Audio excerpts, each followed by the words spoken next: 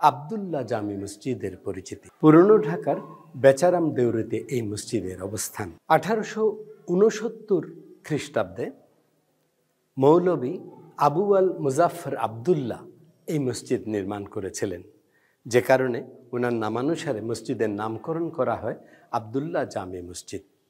একসময় এখানে একটি বট গাছ ছিল, ফলে বট গাছটি অনেকটা কাটা আকারের ছিল, কাজেই অনেকের কাছে এটি কিন্তু আবার কাটা বটগাছ মসজিদ নামেও পরিচিত। তবে সম্প্রতি এই আব্দুল্লাহ মসজিদে যে সংবর্ধন সংরক্ষণ করা হয়েছে অপূর্ব। 5 গম্বুজ বিশিষ্ট এই মসজিদ আজ থেকে 155 বছর আগে নির্মিত।